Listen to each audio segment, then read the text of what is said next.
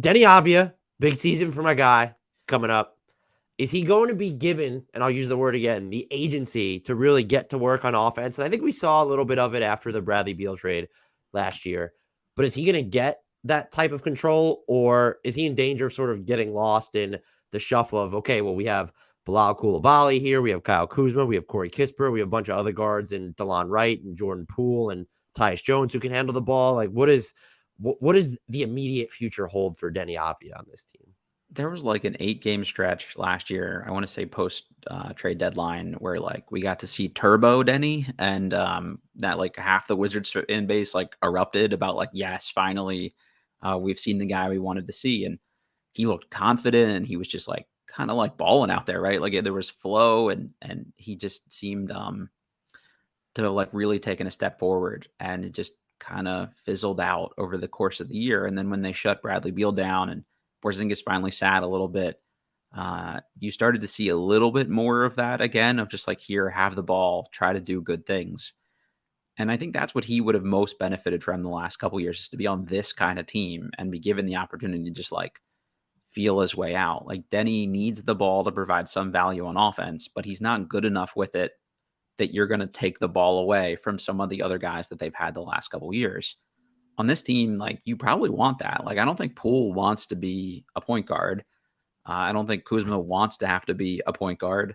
Not that they can't create some for themselves and others, but other than like Tyus Jones, like they probably need some other guys in this rotation that like can make other things happen. And I think Deni can do that. To me, this roster being kind of undersized is actually probably better for him. I think he's best as like a small ball 4, maybe even some small ball 5 from time Hell to time. yeah.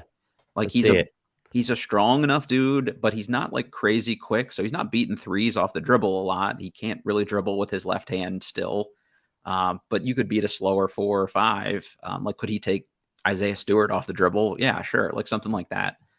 So I'd like to see that more. It still comes down to the shooting. Like, if he can't shoot it, you can't see enough of the other things he does well.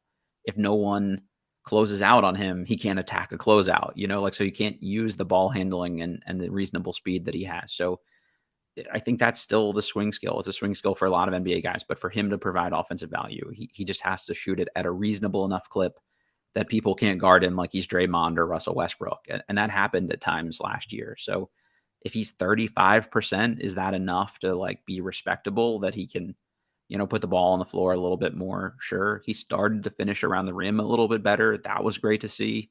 That'd been like kind of the biggest problem I'd had with him offensively. The defense is really good. So Yeah. if you want him to be on the court, and like Tyus Jones he tries on defense, but he's not a great defender, just given the size and athleticism. Jordan Poole hasn't guarded anybody since middle school, probably. Like, they need somebody else that's going to want to do that. Like, Kispert will try, but he's not ever going to be a stopper. So some of these guys on the perimeter, like, they have to bring a little bit of intensity. And I think you'll see Deni do that. Also think he guards bigs better than he does quick guards. So maybe if you're playing him more at the 4-5, you can actually best utilize him. And so I don't know. I think he'll be better this year. Will he shoot it well enough to unlock these things that I think this front office is going to want to invest in longer term is the question.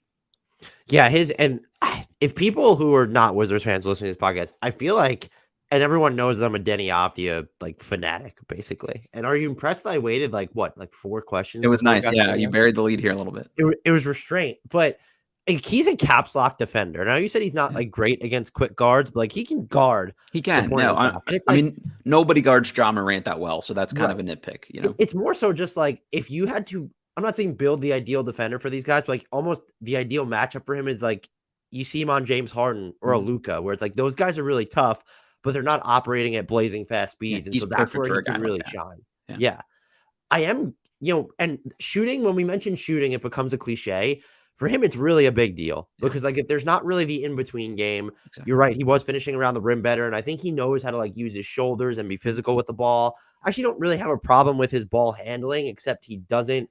You already mentioned that he's not going to be able to use his left hand. And then it feels like when he's going into traffic, like there aren't enough counters for him. And now I'm a little bit concerned where is he going to, you can still throw Mike Muscala on the floor. Danilo Gallinari is on this roster for anyone who cares. is there going to be like enough spacing around him, because losing Kristaps is like kind of a big loss there. And so like that would be my concern. I believe, but it's going to come down to the shooting. Is there anything else though, aside specifically from the shooting, that you're going to be watching when it comes to him? I think you mentioned the spacing there, right? Like that's really interesting, and that's probably why he won't start. I would have said the only open competition for one of the starting positions, I'm sure we'll get this, is between him and Corey Kispert at the 3. And I think Kispert gets it just because it's so hard to have 2 non-shooters, and Gafford's not going to stretch the floor. So if you're already playing him, I think Kuzma, like whether he shoots a great percentage or not, teams guard him like he's a good shooter. I think the same thing is kind of true for Jordan Poole. Like the percentage may not always be as good as you want, and he can be a little streaky, but teams guard him like he can shoot. So can you put Gafford and Deni out there together for long stretches of a game and not have things clog up is really going to be the question. But yeah, you put him next to Kispert and some of these other guys. I think that'll help a little bit there. I mentioned the defense just on the guard thing. Like there were a lot of times last year where they had to put Kuzma on some of these like quicker guards. Like he would guard Trae Young when they played the Hawks, or he would guard Dame when they guarded Portland. I'd like to see Deni do that a little bit more. There's not a ton of other options. Like I don't know how much Delon Wright plays on this roster, just given where they're trying to go. I hope he plays a decent amount, but he's probably their only other really good perimeter defender. So just seeing Deni be able to be that guy for them would unlock a lot. And then you can be switchable 1 through 4 at the very least, if you can do those kinds of things and have him take on those primary matchups with really anyone they need him to. I think that versatility would be the best probably.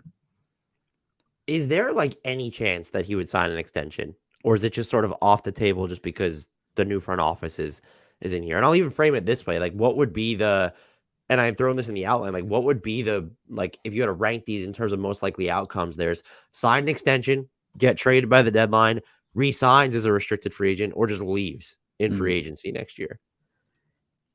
Yeah, I think traded at the deadline is probably the most realistic, and I get classified as like a Deni hater. I actually think he's like not far from being like a really, really productive player, which is like why I want more for him. Like if he actually shoots it, he's the kind of guy that every roster in the NBA wants to have. So that's why the like I've changed my form for the 5th time since I've been here stuff is a little frustrating. Like just rep it out at some point. But I don't know. I can't imagine that like he's going to be their kind of guy and they're going to offer the kind of extension that is going to make him and his team happy unless he struggles enough this year that I don't know. I just think there's always some team out there that's going to take a chance on a 6'7", 6'8" guy that defends and is still young enough that if he figures the other stuff out, like he's still 22. If 3 years from now he's a shooter, that wouldn't shock me. So somebody will probably continue to take a bet on that. I think this next contract will probably be for a reasonable number. It's if this next contract doesn't go well, he might be a vet minimum kind of guy by then. Like he might be Derrick Jones Jr. or somebody that's like a switchable wing and does nothing else for you offensively. So it's going to be tough. Like I think he probably either gets traded or walks. If I were them, like what kind of deal would make sense to me? Like a 3 for mid to low 30s is probably as like much as I'd be willing to do. I'm kind of terrible at the cap contract stuff, so I don't even know if that's like insanely low or insanely high or whatever. But I think it'll really depend on the team because I think there are some teams that are probably all the way out and some teams that are still like willing to take a shot. Yeah, that's mid-level money, which I guess would seem fair. I'd be curious what he was thinking or what he would get on the open market. But if you could get him for like 3 and 14 per year, it's like 3 and 50, was that 50 or 42? Yeah. I think I would probably do it. I don't expect that the Wizards would do it. So I'm excited to grade whatever team gives Deni Avdija an offer sheet or trades for him at the deadline very, very highly when they do so. I'll look forward to that. If you're him and like you have an okay year, maybe it's worth coming back here because you would get more opportunity here to prove it. I don't know. I guess maybe it depends on what your role is and if they trust you enough to do things and they see a fit for you longer term. Maybe you see a shorter prove it deal to come back is probably like the only situation where I could see that. But yeah, I don't know. I think he's probably not a Wizard next year if I had to guess.